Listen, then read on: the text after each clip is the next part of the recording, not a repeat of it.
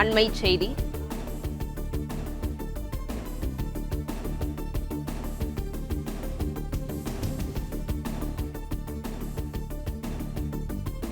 மதுரை தவிக மாநாட்டு திடலில் 100 அடி உயர கொடிக்கம்பம் கார் மீது விழுந்த சம்பவத்தில் இதுகுறித்தான கூடுதல் விவரங்களோடு இணைந்திருக்கிறார் செய்தியாளர் சரவணன். விவரங்களை பகிரலாம்.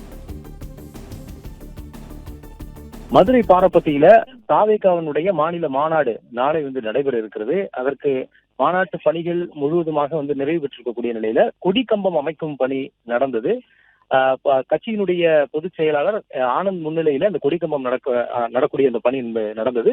அடுத்த சிறிது நேரத்திலேயே அந்த 100 அடி கொடிக்கம்பம் சாய்ந்து விழுந்தது. இதனால் அங்கு நின்றிருந்த ஒரு வாகனம் மீது அந்த கொடிக்கம்பம் விழுந்ததுல அந்த வாகனம் முழுவதுமாக சேதமடைந்தது. வாகனத்தில் யாரும் இல்லாத நிலையில் யாருக்கும் காயமோ உயிர் சேதமோ ஏற்படவில்லை.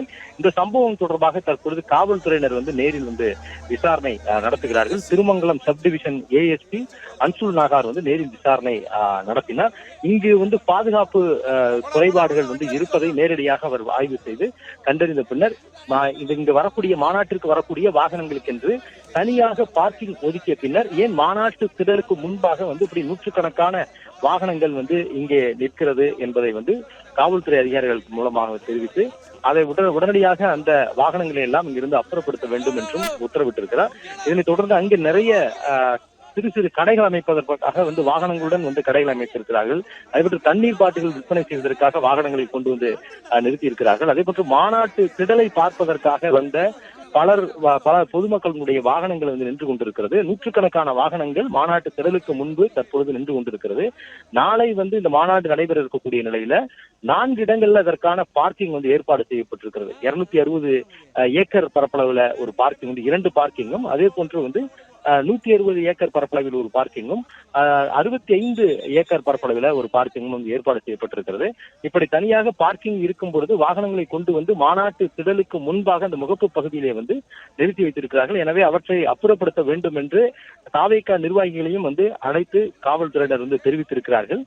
தவிகனுடைய நிர்வாகியான சி.டி. நிர்மல்குமாரையும் அழைத்து காவல்துறை அதிகாரி தெரிவித்து விட்டு சென்றார். அதற்கு பிறகு அவருடைய கட்சியினருடைய வாகனங்கள் அனைத்தையும் இங்கிருந்து எடுக்க வேண்டும் என்று தெரிவித்திருக்கிறார்கள். அது மட்டுமல்லாமல் வேடிக்கை பார்க்க வரக்கூடிய பொதுமக்களுடைய வாகனங்களையும் அந்த நுழைவு பகுதியிலேயே, அதாவது அந்த மதுரை தூத்துக்குடி தேசிய நெடுஞ்சாலையிலிருந்து உள்ளே வரக்கூடிய அந்த பகுதியிலேயே தடுத்து நிறுத்த வேண்டும் என்றும் போலீசாருக்கு தவிக நிர்வாகியினர் கோரிக்கை விடுத்தனர். அதனைத் தொடர்ந்து அங்கே காவல்துறையினரும் தற்பொழுது இந்த சாலையிலிருந்து உள்ளே வரக்கூடிய பகுதியில் காவல்துறையினர் பாதுகாப்புக்காக போடப்பட இருக்கிறார்கள். வரக்கூடிய வாகனங்கள் அதற்கென்று ஒதுக்கப்பட்ட அந்த பார்க்கிங் பகுதியில் மட்டும்தான் இருக்க வேண்டும் என்ற அறிவுறுத்தலும் வழங்கப்பட்டிருக்கிறது. இன்னும் சிறிது நேரத்தில் அந்த வாகனங்கள் முழுவதுமாக இங்கிருந்து அப்புறப்படுத்தக்கூடிய பணி என்பது நடைபெற இருக்கிறது. பிளே ஸ்டோர் மற்றும் ஆப் ஸ்டோரில் இருந்து பாலிமர் செயலியை QR கோடு மூலம் பதிவிறக்கம் செய்யுங்கள். செய்திகளை உடனுக்குடன் பெறுங்கள்.